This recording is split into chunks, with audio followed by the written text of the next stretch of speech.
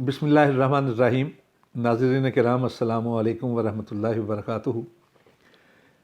پچھلا کچھ عرصہ آپ سے ہم کلام نہیں ہو سکا اپنی طبیعت کی ناسازی کی وجہ سے، اور کچھ تعلیمی معاملات تھے۔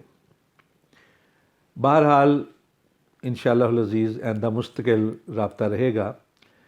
میں آپ سے بہت کچھ سیکھتا ہوں اور بہت کچھ سیکھنے کی کوشش کرتا ہوں۔ آج میں ایک ایسی بات کرنا چاہتا ہوں جو ممکن ہے کہ بعض دوستوں کو اختلافی محسوس ہو، لیکن میں چونکہ ایک طالب علم ہوں تو اسی طالب علمانہ تجسس کی وجہ سے باتیں کر گزرتا ہوں۔ دیکھیے، 15 شعبان کی رات کو ہمارے ہاں شب بارات کہا جاتا ہے۔ شب بھی فارسی کا لفظ ہے، اور فارسی اور اردو میں برات جو ہے وہ قسمت کو، مقدر کو کہا جاتا ہے، سمجھا؟ یہ بھی فارسی ہی کا لفظ ہے۔ عربی میں برات کا معنی کچھ اور ہوتا ہے۔ مثلا سورہ توبہ جو ہے قرآن پاک کی، اس کا ایک نام سورہ برات بھی ہے، اور اس کا آغاز جو ہے بسم اللہ کے بغیر ہوتا ہے اور برات کے لفظ سے ہوتا ہے۔ عربی میں برات کہتے ہیں بیزاری کو۔ تو اب یہ جو رات ہے، اگر عبادت کی رات ہے، خیر و برکات کی رات ہے، تو پھر اس کو برات کا نام کیوں دیا جاتا ہے؟ یعنی بیزاری کی رات کیوں کہا جاتا ہے؟ میں نے جب اس سلسلے میں پتہ کرنے کی کوشش کی تو میرے سامنے ایک خاص مکتبہ فکر کے بارے میں یہ بات آئی کہ وہ مکتبہ فکر جو ہے وہ عام مسلمانوں اور سنیوں کی بجائے وہ یہ کہتا ہے کہ امام مہدی علیہ رحمہ، جن پر اللہ رب العزت اپنی رحمتوں کا نزول فرمائے گا اور مسلمانوں کی قیادت کریں گے، ان کے بارے میں عام سنیوں کا عقیدہ یہ ہے کہ وہ قیامت کے قریب میں تشریف لائیں گے۔ حضرت عیسیٰ علیہ السلام کے نزول سے پہلے قیامت کے نزدیک تشریف لائیں گے اور پوری امت مسلمہ کی قیادت فرمائیں گے۔ لیکن ایک اور مکتبہ فکر ہے جو یہ کہتا ہے، جن کا عقیدہ یہ ہے کہ حضرت امام مہدی رحمۃ اللہ علیہ وہ تشریف لا چکے ہیں اور قیامت کے نزدیک وہ ظہور فرمائیں گے۔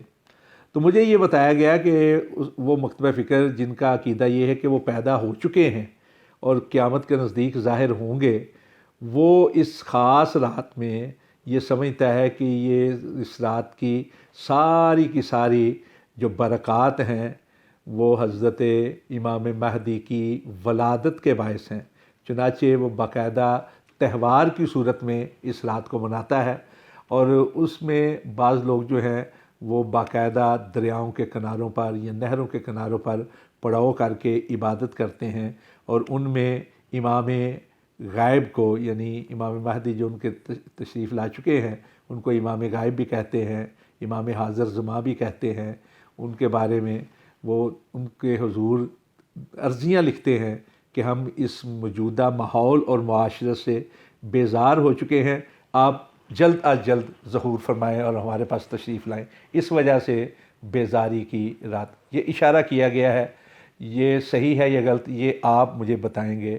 میرے علم کے مطابق، چونکہ میں نے کبھی اختلافی بات نہیں کی، نہ طنز کیا ہے، جو ایک طالب علم کی حیثیت سے میرے سامنے آیا وہ آپ کے سامنے رکھا ہے۔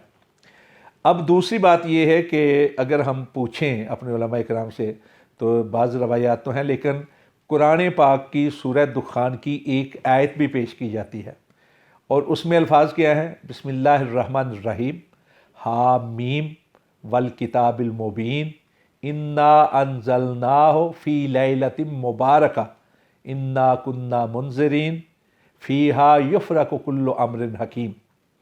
یعنی اس آیت میں اللہ رب العزت فرماتے ہیں کہ وہ رات، مبارک رات، جس میں تمام امور کے فیصلے کیے جاتے ہیں، وہ رات ہے لیلہ مبارکہ۔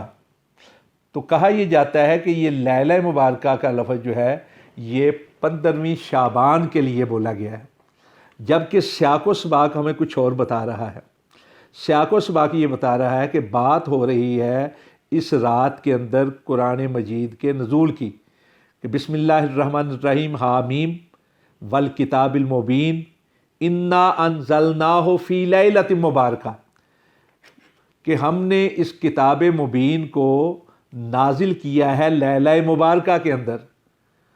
اگر ہم یہ مان لیں کہ اس لیلہ مبارکہ سے مراد 15ویں شعبان ہے تو پھر ہم قرآن پاک کے اندر تضاد جو ہے اس کے عقیدے کی طرف چلے جائیں گے. معاف کریں، اللہ مجھے معاف کرے، نقل کفر کفر نباشد.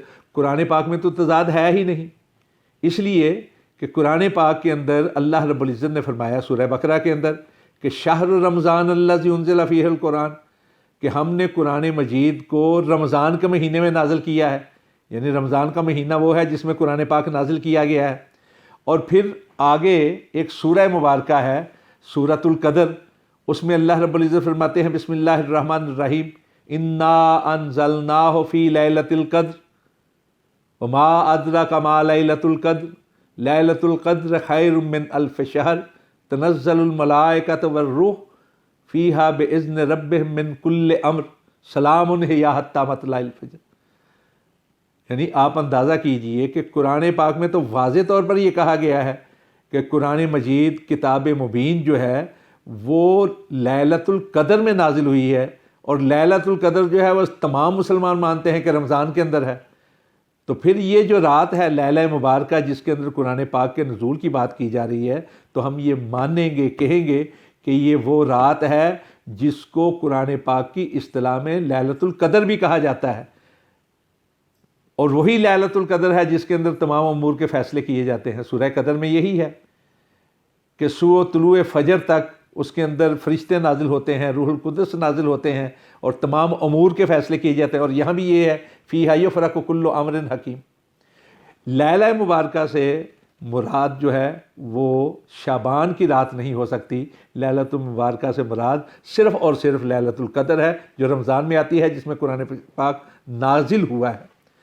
اب یہ کہ 15ویں شعبان جو ہے اس کو کیا کہا جائے گا، کیا نام دیا جائے گا، کچھ اور نام دے سکتے ہیں تو دے لیں، ثابت کیا جا سکتا ہے تو کر لیں. لیکن بہرحال سورہ دخان کی آیت کے اندر جو لیلہ مبارکہ ہے، اگرچہ بعض مفسرین نے کہا بھی ہو کہ اس سے فلاں ہے، لیکن سیاق و سباق ہمیں یہ بتا رہا ہے کہ وہ ہے لیلہ مبارکہ جس کے اندر قرآن مجید نازل ہوا ہے.